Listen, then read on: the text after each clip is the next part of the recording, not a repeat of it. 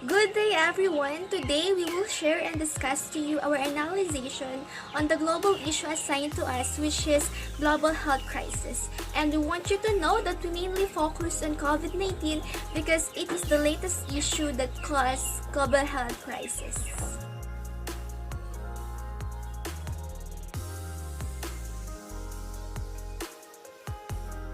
First, we'll talk about political. COVID-19 led to the widespread of political dissatisfaction among citizens. Trust issue among government officials and government itself rising. And to strengthen that thought, let's take the example that happened here in our country. When lockdown occurred, the government implemented SAP or the Social Amelioration Program and reported that some citizens in some cities and barangay doesn't receive the exact amount that they should receive. And that is exactly the point of citizens' dissatisfaction. And of course, their trust into the government and political officials really broke into pieces. For the economical implication, COVID-19 outbreak causes massive shock to the economy of many countries. Even in first world countries, such as United States of America, implemented shutdown. So to elaborate things, why does the COVID-19 causes economic shutdown? Well, it is because when pandemic happened, they implemented lockdown.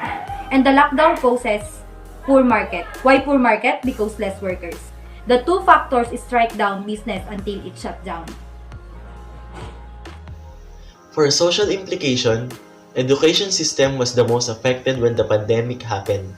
The situation became complicated because despite of many proposals and suggestions, we ended in with both modular and online type of learning. And that is we are applying and experiencing right now. It lessened our social or face-to-face contact to our classmates and teachers, but it strengthened our virtual socialization.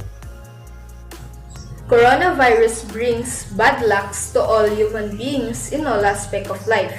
In educational field, they are forced to embrace the new normal. Distance and online learning are popular nowadays. Despite of this negative effect, we learn to adjust. Lots of new and more advanced technologies are born, especially in medical field. An existing example of this is the creation of drive-thru testing centers, which enables citizens to test themselves for the virus without exposing themselves to a hospital full of patients. For environmental implication, increased environmental awareness and increased use of sanitizers and disinfectants. Working at home is popular as mode of working. Also, it helps lessening vehicles on the road, planting plants and trees as part-time during quarantine period. Coronavirus brings fear to the people going outside. Pollution was lessened as the number of vehicles in the road. Public transportation was not allowed to travel since we need to avoid crowded places. It helps the environment to breathe for a while and have a break from pollution. Since most of us stayed inside the house, the number of trees planted every day also increases. Due to the boredom, residents spend their time planting trees and plants with their family member. It also serves as bonding time to the family. For the legal implication, there are policies released by the World Health Organization that was adopted around the world. Local health protocols are implemented by the own governments of a certain country. Since the pandemic breakout, World Health Organization encourages the public to wear face masks, avoid crowded places, and maintain 1 meter distance from others in public places. They also release some precautions and things they can do to avoid the spreading of the virus. As the coronavirus spread fast, wearing face masks and face shields became mandatory. Also, they restricted mass gatherings such as birthday, wedding, reunion, and such. There are corresponding punishment to those people who are not following the health protocols.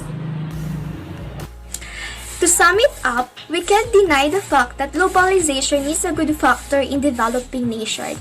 It had many positive and negative influences in political, economical, social, technological, environmental, and legal. But above all, they may have different area of focus but definitely have one goal. and that is to develop an industrialized nation.